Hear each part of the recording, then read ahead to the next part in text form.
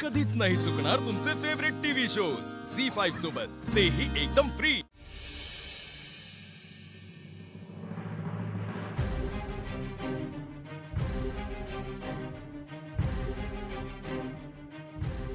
शिवा,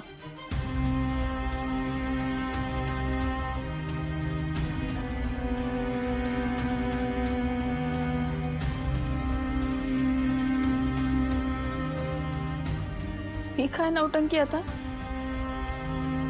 शिवा, ह्या सगळ्यात आमची चूक आहे।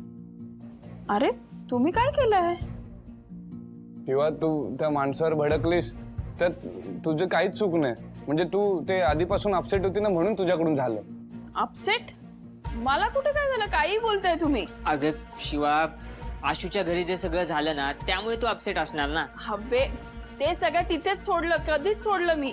हाँ शिवा, लेकिन वो बात तेरे दिल को बुरी लगी ना। आणि तिकडं सीताई काकू जे वागले ते पण काही बरोबर नव्हतं। हाँ हो शिवा, हे जे सगळं झालं ना, हे आमच्यामुळे झालं। हा, आम्ही तुला सरप्राईज द्यायला तिकडे घेऊन गेलो आणि तिथे राडा झाला, आणि तोच राग तुझ्या डोक्यात होता म्हणून तो सगळा राग त्या माणसावर निघाला। म्हणजे या सगळ्याला जबाबदार आपणच आहोत ना। हाँ अबे, तुम्ही पागल आहात का? ह्या दोन वेगळ्या गोष्टी आहेत, तुम्ही सगळं जोडून टाकताय। संक्रांतीला तुम्ही माझ्या घरी घेऊन गेलात मला, बरोबर? तिकडे मला बरं वाटावं म्हणूनच घेऊन गेलात ना। आता तिकडे काय राडा होणार आहे तुम्हाला माहित होतं? स्टेफनी, तुझा इरादा काय चुकीचा होता नव्हता ना? आणि राहिला प्रश्न त्या माणसाचा, तो तर डोक्यात गेलाच आहे माझ्या। अरे आयुष्यात कधी आपण रिपेअर केलेल्या गाडीला स्क्रॅच आलाय का? नाही ना। एकतर त्याची ती भाषा माझ्या डोक्यात जात होती, आणि त्या तो तुम्हाला ब्लेम करत होता। माझा विश्वास आहे यार तुमच्यावर, असं कसं बोलू शकतो? मग दिली त्याला ठेवून एक। आता ह्यात सगळ्यात तुमचा काय दोष आहे? काहीच नाही। तुम्ही कशाला गिल्ट घेता उगाच? किंवा यार वाईट तर वाटतं ना, आम्हाला वाटलेलं की तिकडे गेल्यावर काहीतरी चांगलं होईल। हाँ होणार, पण तिथे गेल्यावर नाही। चांगलं झालं की मी तिथे जाणार, पण त्यासाठी तुम्ही एक कराल का? हा शिवा, बोल ना, काय करायचं सांग तू। तुझे सांगशील ना ते आम्ही करू। हाँ तुम्ही सगळे जे मला आणि आशूला एकत्र आणण्यासाठी करताय ना, ते सगळं आधी सोडा।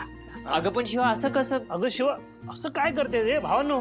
अरे त्यामुळेच ते सगळा प्रॉब्लेम होतोय। आजच बघा ना, तुम्ही आणि संपदाने प्लॅन केला, त्याचं काय झालं?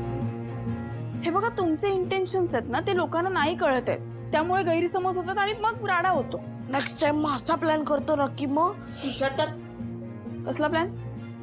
ठरला नाही। ठरवायचं पण नाहीये, कळलं? आता मागे पण तुम्ही मला आणि आशूला एकत्र आणण्यासाठी इथे गॅरेजमध्ये आम्हाला एकटं ठेवलं, तेव्हा काय झालं?